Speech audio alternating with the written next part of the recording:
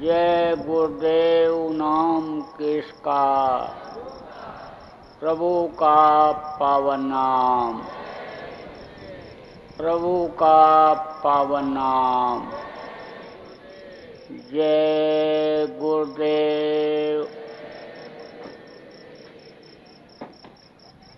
गुरुदेव तुम्हारे चरणों में शतकोटि प्रणाम हमारा है।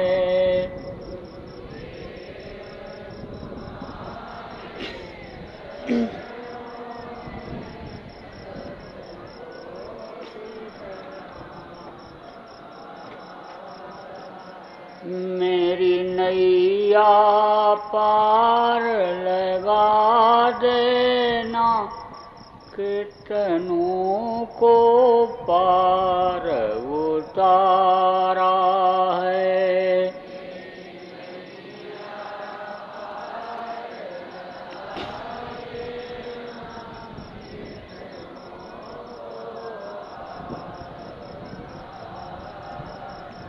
मैं बालक या बुद्ध तुम्हारा हूँ, तुम समर्थ पिता हमारे हो।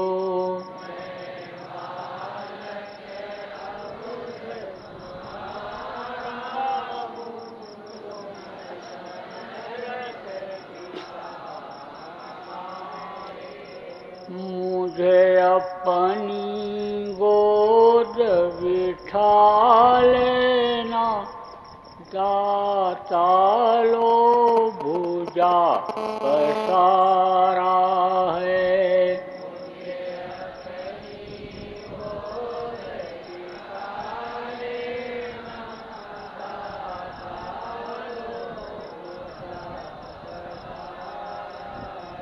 यद्यपि संसारी ज्वालाएं हम पर प्रहार कर जाती हैं,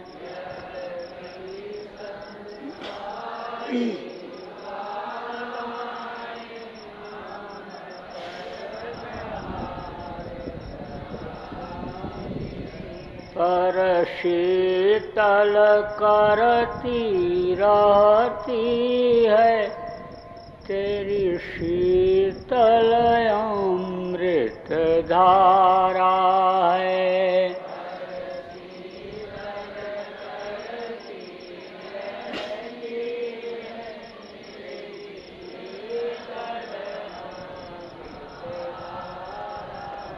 जब आंधी हमें हिला देती, ठंडी जब हमें कंपा देती,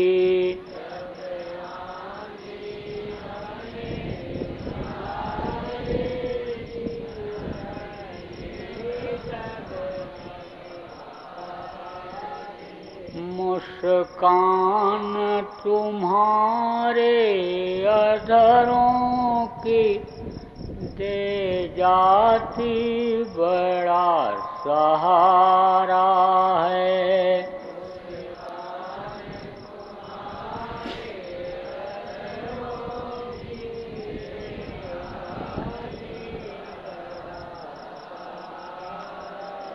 कुछ भुजा उठा कर कहते हो, कुछ महामंत्र सा पढ़ते हो।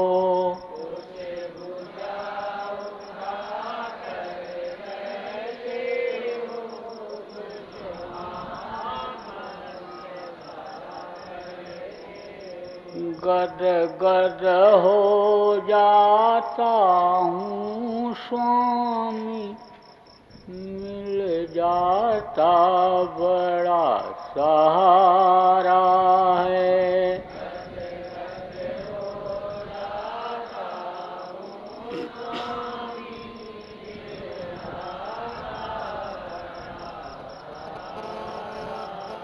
इस मूर्ति माधुरी की झांकी यदि सदा मिला करती स्वामी।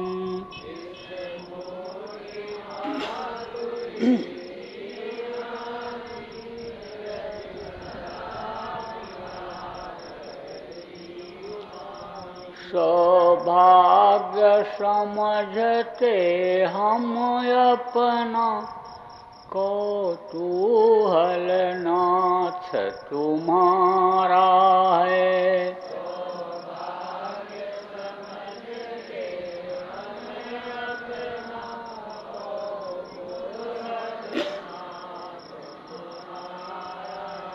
मैं बारंबार प्रणाम करूं चरणों में शीश झुकाता हूँ।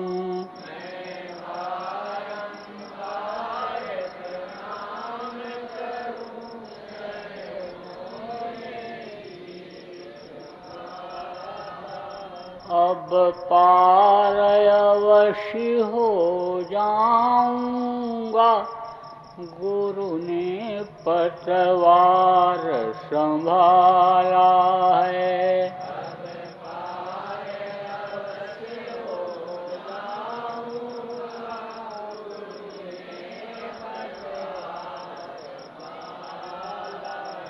गुरुदेव तुम्हारे चरणों में शतकोटि प्रणाम हमारा है।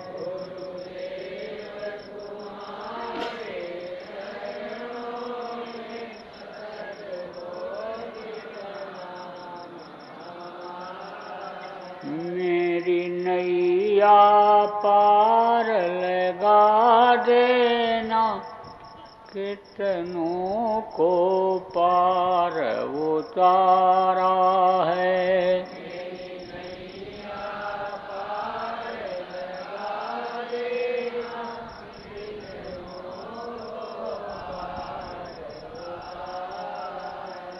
कितनों को पार उतारा है।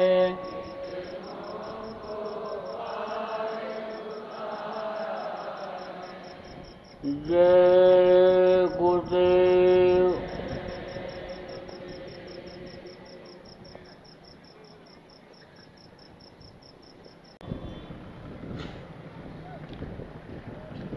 जय गुरुदेव। जय गुरुदेव। जय गुरुदेव। जय गुरुदेव नाम किसका, जय गुरुदेव नाम किसका, प्रभु का पावन नाम। जय गुरुदेव।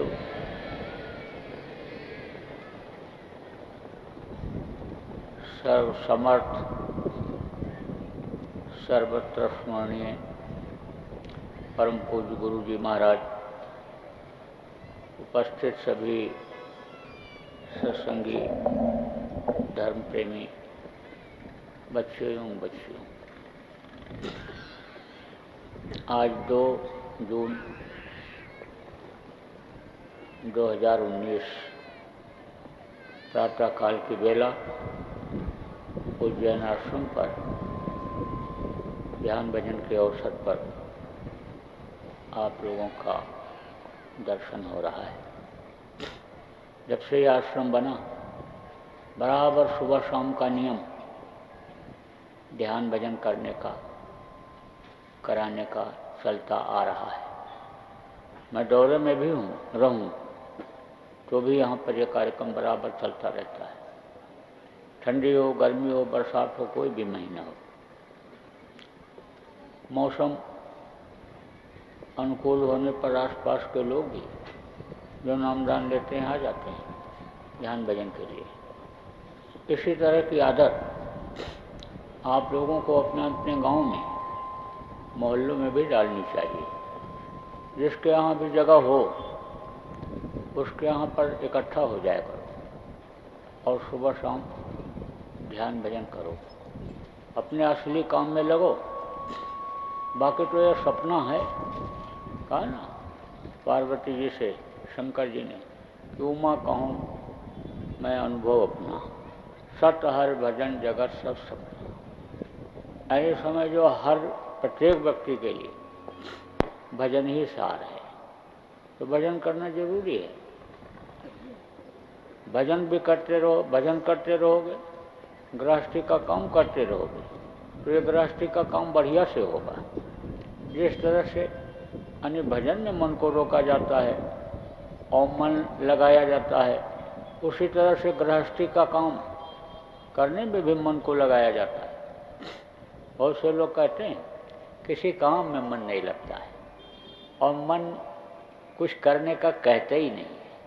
जरूरी काम होता है, खेत की सिंचाई करनी है, गुड़ाई करनी है, दफ्तर में जाना है, दुकान पर जरूरी काम है, लेकिन आलस में पड़े रहते हैं, लेट हो जाता, नुकसान हो जाता है। इसलिए ऐसी आदत डालनी चाहिए। देखो, मन को रोक करके पढ़ाई भी बच्चे करते हैं, अगर वो आदत बन जाए ध्यान भजन में तो उसमें भी मन लग जाएगा। इसलिए बच्चों की भी आदत डालनी चाहिए। बचपन से ही बच्चों की आदत जब डाल दोगे और ध्यान भजन जब करने लगेंगे तो निर्मल मन उनका रहता है। निर्मल मन जन स्वयं मोह पावा और मोह कपट छल छिद्र न बावा। दुनिया का वातावरण, संसार का वातावरण ऐसा खराब है कि आदमी को पापी पेट के लिए झूठ भी बोल देना पड़ता है, और कहीं नियत खराब हो, बेईमानी भी हो जाती है। किसी को अपशब्द कह दिया, तेज बोल दिया, कष्ट हो गया, तो वो सब कर्म बन जाते हैं। कर्म बन जाते हैं तो फिर मन मोटा हो जाता है और फिर उधर से हटने लगता है भजन की तरफ से। लेकिन जो बच्चे होते हैं निर्मल होते हैं, इसलिए उनकी आदत जब बन जाती है तो फिर एक दो बुराइयों से बच जाते हैं। बुरे लड़कों का फिर साथ नहीं करेंगे, वो उनको खराब लगता है। और जो बिगड़े हुए लड़के हैं इनको भी वो टच नहीं करते हैं, कहते हैं अरे बेकार है, वो तो साधु है, बाबा है, छोड़ो उसको। अब आप ये समझो कि बिगड़ने से बच जाते हैं और बुद्धि उनकी तेज हो जाती है, प्रखर हो जाती है। तमाम सत्संगियों के बच्चे अब कंपटीशन में आ रहे हैं, आगे निकल रहे हैं, दया उनके ऊपर हो रही है, गुरु महाराज की दया हो रही है। तो बच्चों को बिगड़ने से बचाने के लिए और तरक्की करने के लिए यानी समझ लो कि ध्यान भजन की आदत उनकी भी डालो।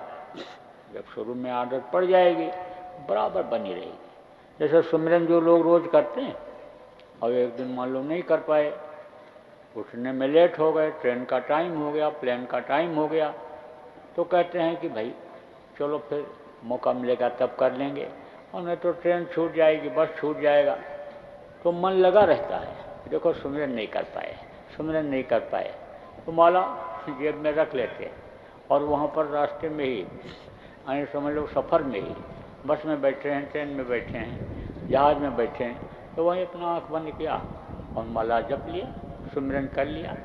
ऐसे ही मन जब लग जाता है, चाहे अच्छे में लग जाए, अच्छे काम में लग जाए तो अच्छा कराता है, और बुरे काम में लग जाता है तो उधर ही ले जाता है। इसके मन के फिसलने में देर नहीं लगती है, और जब एक तरफ चला गया तब उसी तरफ जाता है। इसके इच्छा की पूर्ति ही नहीं होती है। समझ लो कि जैसे आग में यानी घी डाल दो, सोचो कि बुझ जाएगा, लेकिन आग और बढ़ती चली जाती है। और समझ लो कि फिर यानी जैसे घड़े के ऊपर, चिकने घड़े के ऊपर बूंद पड़ जाए, कब हिल जाए, गिर जाए नीचे, मिट्टी में मिल जाए, ऐसे ही ये मन धोखा दे देता है। एक राजा गया महात्मा के पास, तो वो सत्संग कर रहे थे, तो मन की ही बात बता रहे थे कि बड़े बड़े ऋषि मुनि योगी योगेश्वर इससे हार गए, बड़े बड़े तपस्वी इससे हार गए, इसके आगे किसी का नहीं चला। केवल संतों के पास ही ऐसी चिमटी सौंसी होती है कि वो इसको पकड़ते हैं, और नहीं तो मन गेंदे की तरह से उछलता रहता है, कूदता रहता है। तब जब सत्संग खत्म हो गया तो महात्मा जी से राजा ने कहा महाराज हमारा मन तो ऐसा नहीं है। अरे बोले तुम्हारा मन ऐसा नहीं है, हो भी सकता है, कभी भी कैसे भी तुम किधर भी जा सकते हो राजन। तो उन्होंने कहा महाराज समझ में नहीं आ रहा, सत्संग से मन से उतरे ही थे, थके थकाए थे, और उसी समय छेड़ दिया राजा ने। तो कहा अच्छा जा राजा, तो उसको मैं एक के बाद दूसरा, दूसरे के बाद तीसरा, चौथा, पांचवा, छठवां सब विकल्प देता हूँ, और तू कहीं भी अगर अपने मन को रोक लेगा तो तेरी बचत हो जाएगी, और नहीं तो तेरा अस्तित्व खत्म हो जाएगा। मुँह देखने लगा, लेकिन अब उसकी इच्छा राजा की जानने की तो थी ही, क्योंकि जो पढ़े लिखे लोग होते हैं,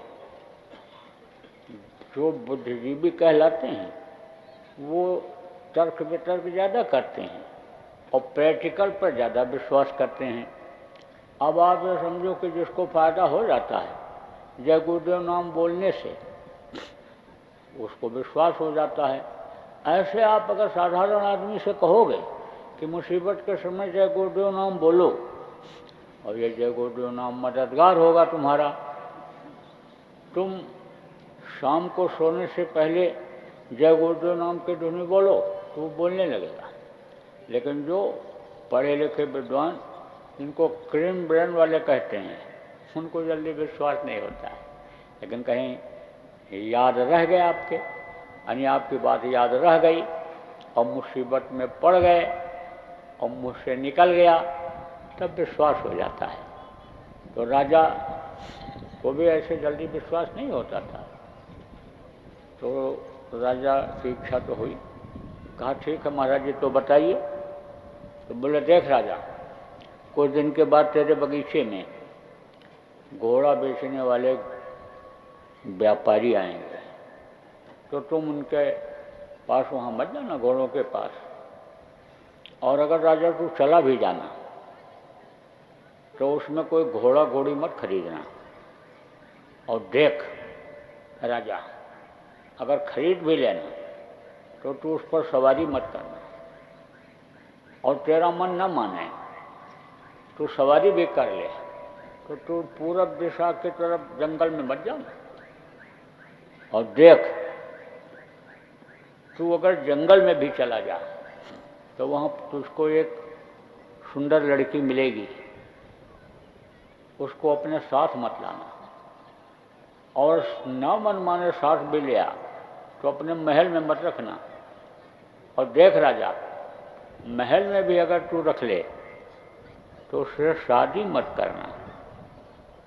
और देख राजा, अगर शादी भी उससे कर ले तो उसकी बातों में मत आना, उसकी बात को मन मान लेना। जा, इतना कह करके अन्य समझ लो कि महात्मा जी अंदर कुटिया में चले गए। राजा वहाँ रहा तो एक आदमी सुनता तो रहा, लेकिन यह शंका उसको बनी ही रही। जब लौट करके आया, कुछ दिन बीता, तो घोड़े के व्यापारी लोग आए, बगीचे में ठहर गए। अब वहाँ देखने के लिए यानी राज दरबार के लोग जाने लग गए, महल के लोग जाने लग गए। तो मंत्रियों तक खबर आई, बहुत अच्छे अच्छे घोड़े हैं। रईसों ने पहले देखा, फिर मंत्रियों ने देखा। अब एक दिन राजा बैठा हुआ था, तो मंत्रिमंडल में उसमें अपने दरबार में बैठा हुआ था। तो मंत्रियों ने कहा सरकार, घोड़े बहुत अच्छे अच्छे आए हैं, आपको तो देखने ही लायक हैं, आपको तो सवारी के ही लायक हैं। तो उन्होंने कहा नहीं भाई, हमारे लिए मनाही है, हमको महात्मा ने कहा था कि घोड़ा तुम देखना मत, जाना मत, खरीदना भी मत, बहुत सारी बातें बताया। कहा क्या क्या बताया हजूर? तो इन्होंने सब बात बता दिया। मंत्रियों को, राज चलाने वालों को कुछ बातें बता ही देते थे, छिपाते नहीं थे, क्योंकि वही सब इंतजाम करने वाले, वही देखने वाले रहते थे। बता दिया तो कहा कि तो बहुत विकल्प है, आप खरीदो, खरीदना मत, देख तो आओ। गए, अब देखा तो बहुत अच्छे अच्छे घोड़े। अब लोग कहने लगे, व्यापारी भी घेर लिया, कहा सरकार ले जाओ ले जाओ। लोग कहने लगे, कहे नहीं नहीं हम नहीं खरीदेंगे। अरे तो सही लोग भी गए वहाँ, कहे सरकार ले चलो, हम सेवा करेंगे। राजा महाराजा तमाम बड़े बड़े आदमी आते हैं, देखेंगे कि हजूर के पास ऐसे भी घोड़े हैं, आपके पास कोई कमी है।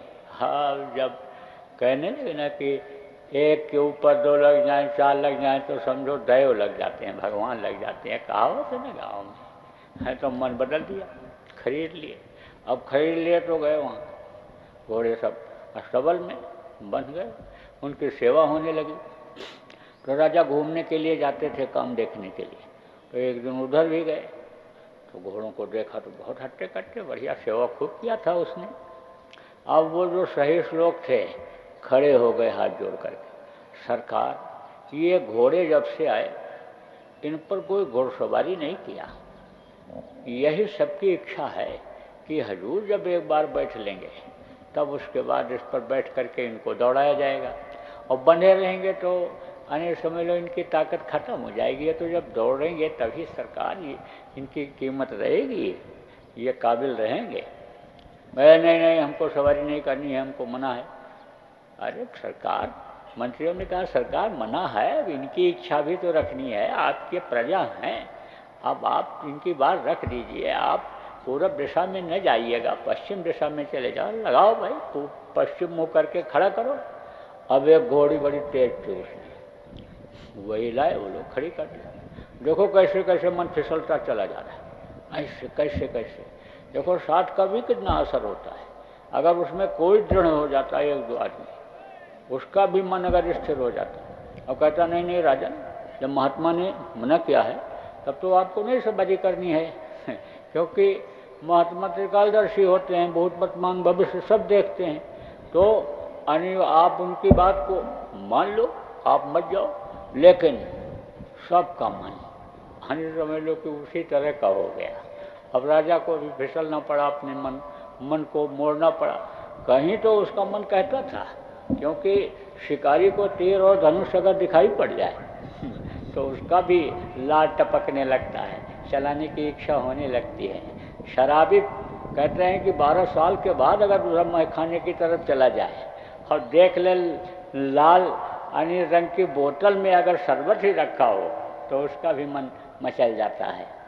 ऐसे ही राजा फिसलते चले गए, मन इनका फिसलता चला गया। सवारी किया और बस घोड़ी थोड़ी दूर तक गई, और उसके बाद पश्चिम से उत्तर घूमी, और घूम करके सीधे चली गई पूरब जंगल में दौड़ती हुई। राजा लगाम भी खींच रहे हैं, कंट्रोल कर, कुछ समझ नहीं आ रहा है कहाँ जा रहे हैं, क्या कर रहे हैं। एक कहावत है ना कि जब होनी होनी होती है तो उसी तरह का दिल दिमाग बुद्धि हो जाता है। वो सत्संगी अन्य समझ लो गाड़ी लेकर आ रहा था, और फिर अन्य समझ लो कि ऐसे देख रहा है कि आगे ट्रक खड़ा है और हमारी गाड़ी मुड़ रही है, उधर ही घूमती चली जा रही, स्टीयरिंग पर हाथ रखे है, होश में है कि अन्य समझ लो कि हमको सीधे जाना है, लेकिन समझ नहीं पा रहा, उधर चला जाता है, और फिर उसमें लड़ गया। जान तो बच गई, लेकिन यह है कि गाड़ी को नुकसान हो गया। तो ऐसे ही होता है, जब भूत होते हैं ना, भूत दिमाग को बदल देते हैं। और देखा उसने कि लालटेन लगी हुई बैलगाड़ियाँ चली जा रही एक तरफ से ऐसे, अब वो काटता चला जा रहा है, काटता चला जा रहा है, बैलगाड़ियाँ उसी के सामने दिखाई पड़ रही हैं। अब गाड़ी नीचे उतर गई और एक्सीडेंट हो गया। ऐसे हो पहुँच गया जब वहाँ जंगल में राजा, तो देखा एक युवती अनिल रो रही है। राजा को जब देखा, कहा अरे सरकार, आप तो भगवान आ गए मेरे लिए, मैं तो बिछड़ गई थी और मेरे साथ के लोग बिछड़ गए, और अभी तो देखो जंगल मैं हमको शेर चीता खा लेंगे, अब आप हमको लेते चलो। उन्होंने कहा नहीं नहीं, हमको नहीं ले जाएंगे। बोली सरकार तो आपके अलावा और यहाँ है कौन, हमको नहीं ले जाओगे तो आप मार डालना चाहते हो। राजा का धर्म तो प्रजा का पालन करना होता है, रक्षा करना होता है, और आप हमको यहाँ छोड़ के जा रहे हो। आप तो डूबते हुए को तिनके का सहारा मिले हो हमको। बोले अच्छा भाई तो क्या करें, कैसे ले चलें तुझको। कहे अच्छा चल पीछे बैठ जा। अब जब वो बैठ करके पीछे राजमहल में गई अंदर, अरे उसकी तो कीमत बढ़ गई। लेकिन राजा को ये बात याद थी कि महल में मत रखना, तो महल में तो नहीं रखे, महल के अंदर ही गई, कंपाउंड के अंदर ही उधर जो कर्मचारी रहते थे उनमें कर दिया। अब वो लड़की झाड़ू लगाने लगी, धीरे धीरे झाड़ू लगाते लगाते फिर बर्तन धोने लग गई, रसोई में पहुंच गई, फिर रसोई में भोजन बनाने लग गई, और फिर धीरे धीरे दोस्ती हो गई। और तो वो जो भोजन बना के ले जाते थे उनके साथ भोजन बना करके ले जाने लग गई, फिर अकेले बना के ले जाने लग गई। बस राजा से हो गई दोस्ती उसकी। अब उसने शादी का प्रस्ताव रख दिया, राजा ने शादी भी कर लिया उससे। देखो कैसे मंत्र चलता है। जब शादी कर लिया तो कुछ दिन जब बीता तब उसने कहा राजा आपने भोज नहीं दिया, यानी समझो कि भंडारा नहीं किया और शादी कर लिया। बोले अरे क्यों नहीं किया, बुलाए थे सब लोग खा करके गए। बोले ऐसे नहीं, आपके पास कमी किस चीज़ की है, आप सारी प्रजा को बुलाइए और सबको खिलाइए। बोले ठीक है, हुक्म हो गया। राजा महाराजा के लिए अलग बनने लग गया, ऋषि मुनियों के लिए अलग बनने लग गया, प्रजा के लिए अलग बनने लग गया, और सब लोग आए भी। जब बुलाया राजा ने सब लोग आए तो ये हुआ भाई पहले साधुओं को खिला दिया जाए, ऋषि मुनियों को खिला दिया जाए। पंक्ति लग गई। अब इसने कहा मैं परोसने जाऊंगी। राजा ने कहा तू कैसे परोसने जाएगी, पर्दा प्रथा बहुत थी उस समय, औरतें घर के अंदर ही रहती थीं, बाहर नहीं निकलती थीं, पर्दे में रहती थीं। बोले रानी ये सेवा करने जाएगी, इतने नौकर इतने आदमी। बोले नहीं, सेवा मैं करूँगी साधुओं की, बाकी वो नौकर खिलाएंगे सब। अब उठा लिया बर्तन और वहाँ पर गई और घूम करके आई एकदम क्रोध में, गुस्से में, और बोली जंगलियों को बुला लिया आपने, इनको बुला लिया, यह हमको गलत नज़र देखते हैं। और राजा तो आग बबूला हो गया, कंट्रोल से बाहर हो गया, और उठाया तलवार, कहा एक एक को काट देंगे, चल बता तो उसको किसने गलत नज़र देखा। और तलवार उठा करके निकल पड़े राजा। तो वहीं महात्मा जी खड़े हुए थे, हाथ पकड़े और बोले क्या करने जा रहा है, तेरे लिए कितना विकल्प दिया कि कहीं भी तू समझ जा, और अब तू क्या करने जा रहा है। तब उनको ज्ञान हुआ, तब उनकी आँख खुली कि भाई मन ऐसे फिसलता है, एक के बाद दूसरा, दूसरे बाद रखा था ऐसा, चल आओ एक और खा लें, एक रोटी और खा लें, और थोड़ा घी लगा के खा लें, और थोड़ा मीठा खा लें, और फल आ गया तो फल भी खा लिया। अब पेट में कितना रखते जाओगे, दबाओगे तो लोड पड़ेगा कि नहीं पड़ेगा, ऐसे तो दस्त आएगा, बीमारी आएगी कि नहीं, ऐसे फिसलता है। एक नियम बनाना चाहिए कि हमको इस तरह से खाना है, इस तरह से रहना है, इस तरह से देखना है, इस तरह का चाल चलन अपना रखना है, इससे बाहर नहीं जाना है। इससे बाहर जाएंगे तो जैसे लक्ष्मण यानी जो है वो खींच करके रेखा गए थे सीता के लिए, और रेखा को उन्होंने पार कर दिया तो उनका हरण हो गया। ऐसे ही एक रेखा खींच लेने की ज़रूरत है, और सोचते रहना है कि रेखा को हमने अगर पार किया तो समझ लो हरण हो जाएगा, हम कहीं के नहीं रहेंगे। इसलिए इस तरह का नियम चाहे स्त्री हो, चाहे पुरुष हो, चाहे बच्चा हो, चाहे लड़की हो, सबको बनाने की ज़रूरत है। हर तरह की शिक्षा, हर तरह का उपदेश को आप लोग जो जाते हो वक्ताओं, लोगों को देने की ज़रूरत है। वहाँ की कैसी परिस्थितियाँ हैं, वहाँ के लोग कैसे हैं, कैसे आध्यात्म को स्वीकार कर सकते हैं, कैसे उनको आप मोड़ सकते हो अपने मिशन की तरफ। वहाँ के स्थानीय लोगों से यानी आप पूछो और अध्ययन करो और उसी तरह से उनको समझाओ और बताओ। एक ही तरह की भाषा और एक ही तरह का सब जगह नहीं, तब आप ज़्यादा कामयाब हो जाओगे। और परमार्थी भाव जब रहेगा तब आप उसमें ज़्यादा कामयाब हो जाओगे। लाभ और मान क्यों चाहे, पड़ेगा फिर तुझे देना। दोस्ती तो कर लेते हैं, अने समझ लो बड़े आदमियों से, गए सत्संग बढ़िया सुनाए, लेकिन बस उधार पैसा मांग लेते हैं। बस बिजनेस में घाटा हो गया, बीमारी हो गई, ये हो गया, वो हो गया, और देने का नाम नहीं लेते। क्योंकि वो जो मगर मेहनत की कमाई का आता है, आप ये समझ लो कि नाश करता है, दिल दिमाग बुद्धि सब खराब कर देता है। चाहे साधना ही करता हो, उपदेश ही क्यों न करता हो, लेकिन उसका असर सबके ऊपर पड़ता है।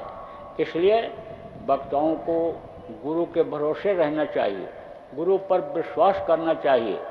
तो गुरु जो उसके प्रारब्ध का नहीं होगा उसको भी दे देंगे, देते ही हैं गुरु महाराज। गुरु महाराज ने खूब दिया। और इसी तरह से आप लोग भी प्रेमियों बहुत होशियार हैं। रुपया पैसा अगर किसी को दिया, चाहे उधार मांग करके ले गया, चाहे बिजनेस व्यापार के लिए ले गया, आपको साझेदार बना दिया, पार्टनर बना दिया, तो कोई ज़रूरी नहीं है कि वो वापस आ जाएगा।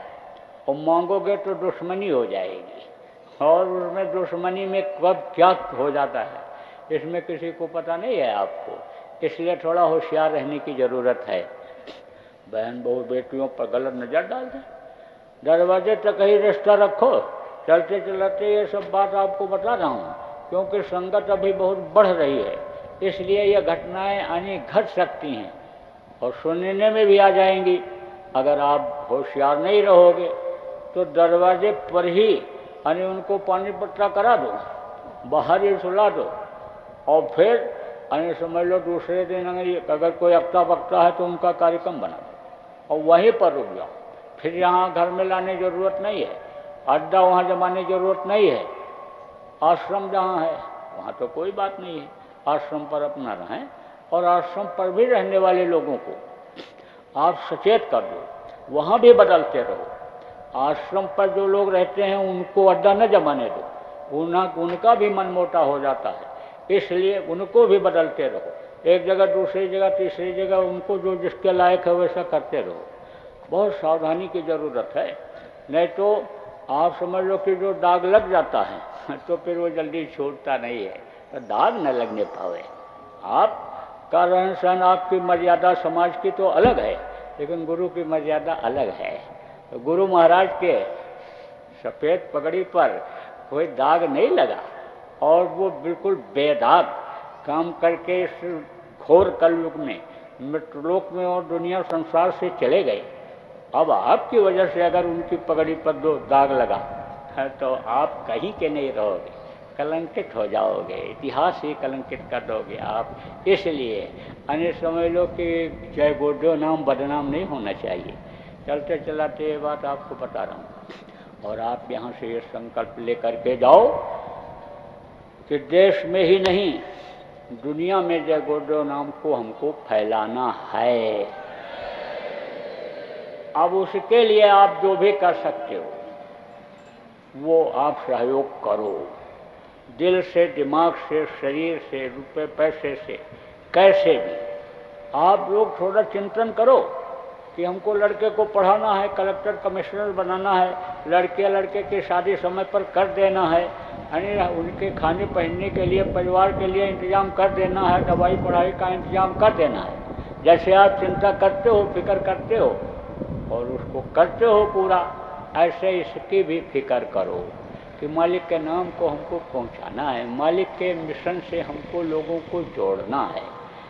ये आप लोग यहाँ से गुरु महाराज की दया लेकर के सोच करके जाओ, और अगर आगे बढ़ोगे निस्वार्थ भाव से, कोई स्वार्थ आपका नहीं रहेगा, तो आप ही कामयाब हो जाओगे और आप ही का नाम हो जाएगा। आप अपने अपने स्तर से, स्त्री स्त्रियों में, पुरुष पुरुषों में, बच्चे बच्चों में, यानी संस्कार भरो, लोगों को समझाओ बताओ, शाकाहारी सदाचारी नशा मुक्त लोगों को बनाओ। ज़रूरत है इस समय पर और नहीं तो गफलत हुई तो देश छल जाएगा। यानी काल तो बिल्कुल छलने के लिए तैयार है। आप समझो काल तो बिल्कुल एकदम से ये चाहता ही चाहता है कि ये सब फंसते चले जाएं और समझ लो कि यानी ये यहीं रह जाएं, जाने न पावें। तो आपकी लड़ाई किससे है? आपकी लड़ाई मांसाहारियों शराबियों से नहीं, आपकी लड़ाई किससे है? काल भगवान से है। तो काल की लड़ाई यानी समझ लो ऐसे कहा ना कि नींद नाज भोजन जो तरही, उसके मारे मेघनाद मरही। मेघनाद को कोई मार नहीं पा रहा था। तब ये हुआ कि जो कम सोएगा, कम खाएगा और नारी से दूर रहेगा, वो मेघनाद को मार पाएगा। तो ऐसा ही करना पड़ा उनको। ऐसे ही कलयुग की लड़ाई में कहने पहलवानी तो करनी पड़ेगी, उसी तरह से खान पान चाल चलन विचार व्यवहार बनाना पड़ेगा, तब आप कामयाब होगे। तब जब आप संकल्प बनाओगे हमको 24 घंटे में थोड़ा समय इस काम के लिए भी निकालना है, तभी तो कामयाब हो पाओगे। तो देखो अब ये चली चला का वेला हो गया। अब धीरे धीरे धीरे धीरे उड़ो, धीरे धीरे, और अपने अपने वतन की तरफ जाओ। और जब कभी इस तरह का मौका मिले तब आ जाया करो, दर्श हो जाया करें। समझ लो गुरु महाराज का दर्शन करने के लिए बहुत से ऐसे प्रेमी थे, हर पूनम को जाते थे, क्योंकि दर्श स्पर्श से क्या होता है, लेना देना होता है। यानी समझ लो, और उसको भी अदा करना एक तरह से जरूरी ही होता है। और ऐसे तो बताया गया कि गुरु का दर्शन रोज करो, ना हो सके तो दूसरे दिन करो, तीसरे दिन करो, हफ्ते में एक बार करो, 15 दिन में एक बार करो, और 1 महीने में करो, 3 महीने में करो, 6 महीने में करो। और नहीं तो कबीर साहब ने कहा कि बरस दिना में दरस न कीना और ताको लागे दोष, और कह कबीर वाको कभी न होवे मोक्ष। तो ये उस समय की बात है जब सवारी साधन की कमी थी। अब तो इतना सवारी का साधन हो गया कि समझ लो कि सुबह निकलो और एक कोने में हवाई जहाज पर बैठो देश के, और दूसरे कोने में चले जाओ और शाम तक फिर अपने घर में वापस आ जाओ। सब साधन हो गया।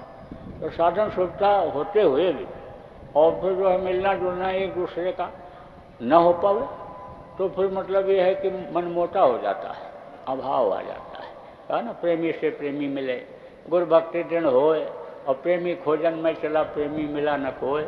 तो प्रेमी से जब प्रेमी मिलो तो गुरु भक्ति की ही बात करो। ज़्यादा बिजनेस व्यापार और ज़्यादा नौकरी चाकरी और ज़्यादा यानी खेती पाती, जब ये इस तरह की बातें जब करते हो तभी ठग जाते हो। तभी कुछ लोग ये देखते रहते किस दिमाग का है, किस तरह का है। जैसे दुकान पर ग्राहक आते हैं तो दुकानदार जो होशियार होता है वो पढ़ लेता है कि कैसे खरीदेगा, ये बार्गेनिंग करेगा, मोल भाव करेगा कि खरीद लेगा, कि किस तरह का वो अध्ययन कर लेते हैं। उसी हिसाब से यानी समझ लो कि जिस सामान को लेने के लिए यानी समझ लो वो आता है और वो सामान नहीं है और होशियार दुकानदार है तो चाहे सुई ही बेच देगा, चाहे छोटी सी कैंची चाकू ही बेच देगा, चम्मच ही बेच देगा, लेकिन बेचेगा जरूर, ग्राहक उसको जरूर बनाएगा। अगर मोल भाव ज़्यादा करने वाला है तो उसको जमा पर दे देता है कि ग्राहक हमारा बन जाए। ऐसे ही तो ज़्यादा समय नहीं लूँगा।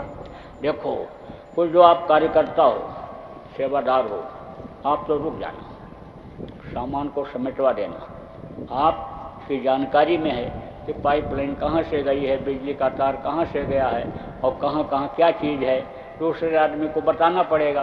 तो आप लोग को जो काम को करवाए हो, कुछ और सेवादार जो रुकेंगे उनको ले करके, जिनका बहुत ज़रूरी नहीं है, और ये सामान जो समेटवा है। क्योंकि बरसात कब आती है? गर्मी के बाद बरसात आती है। और कल आपने ट्रेलर देखा, ट्रेलर जानते हो? सिनेमा देखने जो लोग जाते हैं उनको मालूम है, दोपहर होता है ना, बीच में जब थोड़ा दिखा लेते हैं, 3 घंटे की पिक्चर है तो 1.5 घंटे के बाद छुट्टी करते हैं कि जाओ पानी पेशाब कर जाओ, इंटरवल जिसको कहते हैं। तब उसमें क्या दिखाते हैं? आने वाली पिक्चर का थोड़ा हिस्सा दिखाते हैं कि ये देख करके और जब ये पिक्चर लगे तब फिर ये आ जाएं, हमारे ग्राहक बन जाएं। आए उसको क्या कहते हैं, ट्रेलर। तो कल कुदरत ने ट्रेलर दिखाया आपको, वो तो मैं थोड़ा पहले ही आके बैठ गया। हमने कहा चलें भाई, इनसे कहें कि थोड़ा रुको, और नहीं तो आपके बैठते ही 6 बजने के टाइम पर ही आंधी आई थी कि नहीं आई थी, और आंधी वो क्या कर देती, उड़ा देती। पावर होता है, हवा में शक्ति होती है, तो समेटना बहुत ज़रूरी है। किसी का कोई भी नुकसान हो जाए, अरे भाई टेंट का हो सामान, या आपका खुद का हो या किसी और का हो, नुकसान हो जाए तो नुकसान तो हुआ, बचाने की ज़रूरत है। आप दूसरे का बचाओगे तो आपका भी तो कोई बचाएगा, और आप जब दूसरे का नुकसान करोगे तो वो भी दूसरे का, आपके लिए भी वही भाव रखेगा। इसलिए सब पूरा समेट लो और सब पूरा हो जाए, फिर कार्यकर्ता लोग आप चले जाना, फिर आप अपनी योजना बनाओ जा करके, और फिर वहाँ काम करो। घर का भी काम कर लो और संगत का भी कर लो, और ज़रूरत पड़े तो फिर यहाँ भी आ जाया करो सेवा के लिए। बराबर अपने समय का, जीवन का उपयोग करो। एक एक मिनट आपका परमार्थ में लगे, अच्छे काम में लगे। घर के गृहस्थी के लेना देना कर्जा जो एक दूसरे का है उसको अदा करने में लगे। ऐसा आपको अपना टाइम टेबल बनाने की ज़रूरत है। तो बोलो जय गुरुदेव।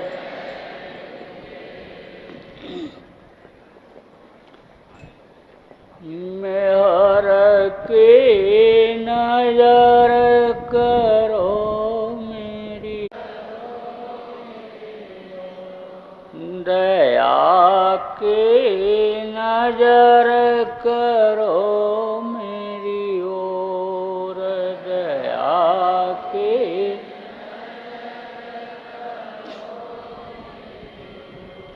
निश दिन तुम्हें निहारूं सतगुरु, निश दिन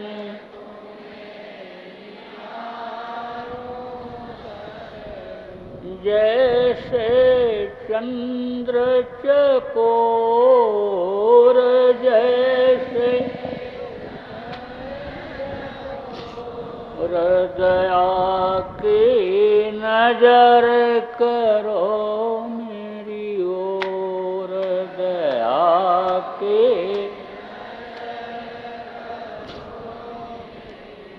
जानू न कौन भूल हुई तन से, जानू न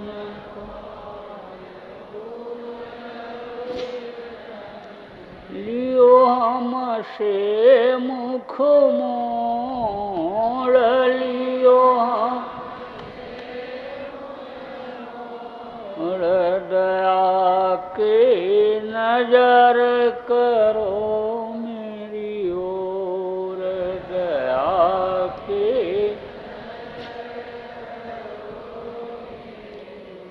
बालक जान चूक बिसराओ, बालक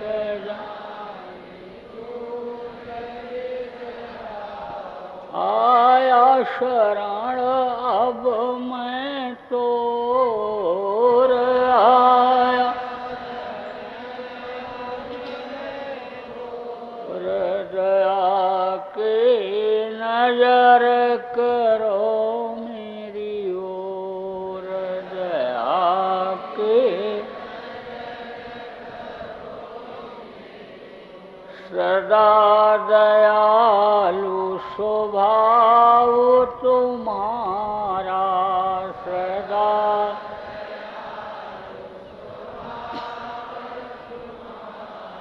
मेरी बेरिया कस भयउ कठोर, मेरी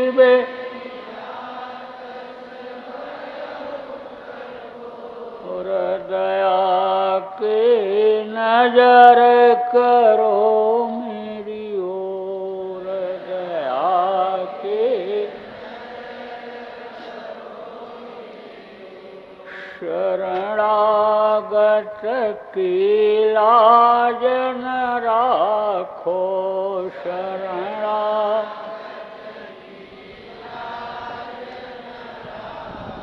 मूषुपतित अब जाएं कहीं और मोर,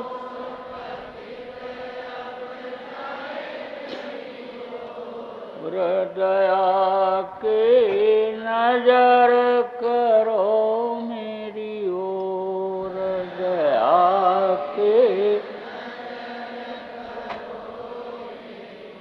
अब की बार उबार ले वजो, अब की फिर न धरब पग यही मग और, फिर न धरब दया की नजर करो मेरी ओर, दया की मेहर की नजर करो मेरी ओर, मेहर की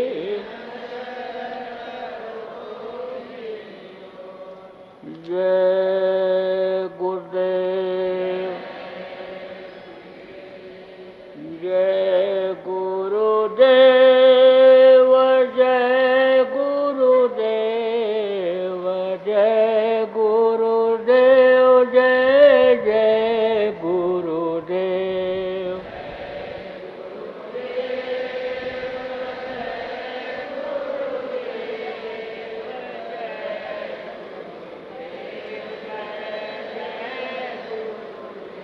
जय गुरुदेव, जय गुरुदेव, जय गुरुदेव, जय जय गुरुदेव,